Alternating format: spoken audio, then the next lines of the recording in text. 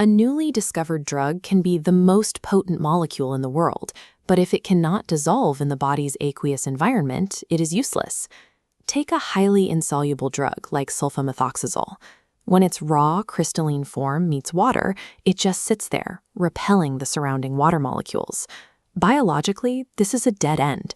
Because it remains in a solid state, the drug cannot cross the gastrointestinal membranes to enter the bloodstream.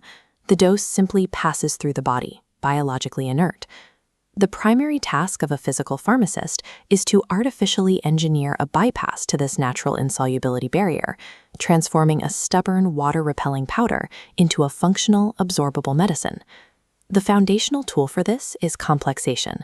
This is a deliberately engineered, reversible association between the active drug, the substrate, and a carefully chosen helper molecule, known as a ligand. This is not a permanent covalent alteration.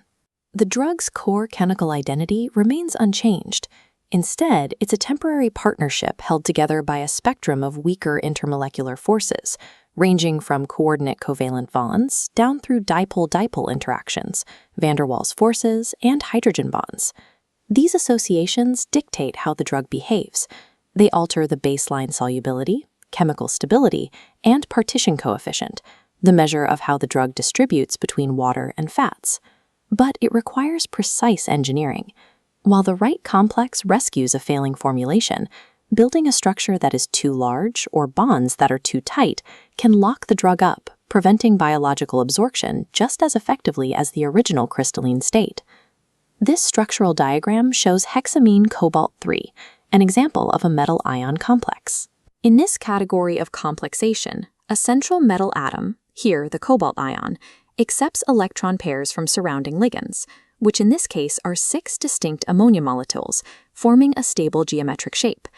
A highly specialized version of this architecture is the chelate, where a single multi-pronged molecule, a multidentate ligand, acts as a comprehensive trap for polyvalent metals.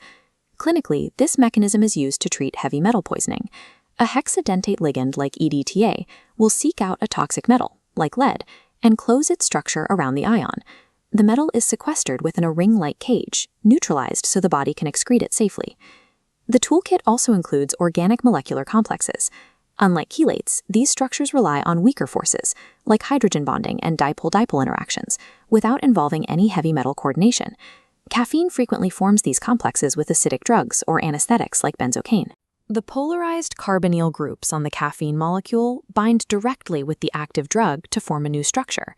In pharmaceutical manufacturing, this specific caffeine interaction is often used to intentionally form an insoluble complex. By preventing the drug from dissolving on the tongue, the complex masks the bitter taste in chewable tablets. A more sophisticated solution is the inclusion complex, where a guest molecule is physically trapped inside the cavity of a host. The most prominent hosts in physical pharmacy are cyclic oligosaccharides, known as cyclodextrins. A cyclodextrin functions as a molecular Trojan horse because of its geometry. Shaped like a truncated cone, its interior cavity is hydrophobic, while the exterior surface is covered in hydrophilic, water-loving groups. When a lipophilic drug like sulfamethoxazole is introduced, it seeks refuge from the water by slipping into this hydrophobic inner pocket. Once the drug is hidden inside, the surrounding water molecules interact exclusively with the host. They actively bind to the cyclodextrin's hydrophilic exterior, pulling the entire encapsulated structure smoothly into a dissolved state. Monomolecular inclusion hides the drug's physical properties from the solvent, tricking the water into accepting a molecule it would normally reject. Because these associations happen on a microscopic scale, a physical pharmacist must definitively prove that a complex has actually formed in the laboratory before it ever reaches a patient. This graph shows the results of spectroscopy, a primary method for detecting metal and organic complexes. By tracking the distinct shifts in the extinction coefficient peaks between these 3 separate curves, we measure exactly how the absorption of light changes the moment a ligand binds. Pharmacists also rely on phase solubility diagrams. By charting the exact amount of dissolved drug against a gradually increasing cyclodextrin concentration, they can calculate the precise stability constant of the complex. Without precise thermodynamic tracking methods, pharmaceutical complexation is guesswork. These metrics ensure the process is a repeatable, tightly controlled feat of molecular engineering. The synthetic complexes engineered in a laboratory beaker mirror the natural biological associations found within the human bloodstream.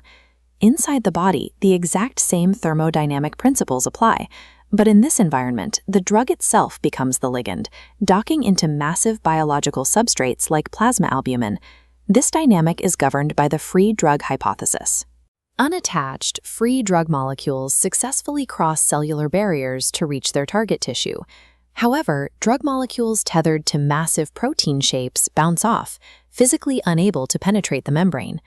That means the protein-bound fraction of a drug dose is temporarily pharmacologically inactive. It circulates in the blood as a reserved reservoir. This reversible biological binding is essential. It prevents the body from immediately metabolizing and eliminating the entire dose at once, slowly releasing the drug over time and safely extending its therapeutic half-life. Protein binding is a delicate, competitive thermodynamic equilibrium. It's disrupted by a patient's age, underlying disease states, or the introduction of other medications. A displacement reaction occurs when a secondary drug, one with a higher affinity for those exact same plasma proteins, is introduced into a patient's bloodstream. This new high-affinity medication aggressively competes for the docking sites. It physically forces its way into the ports on the massive protein structure, knocking the primary drug out of position. The displaced primary drug suddenly floods the biological system in its active, free state. Without warning, the patient receives a massive, unintended dose of active medication, which can cause a lethal overdose. Mastering these thermodynamic associations is the prerequisite for calculating accurate dosing and predicting clinical outcomes in a living patient.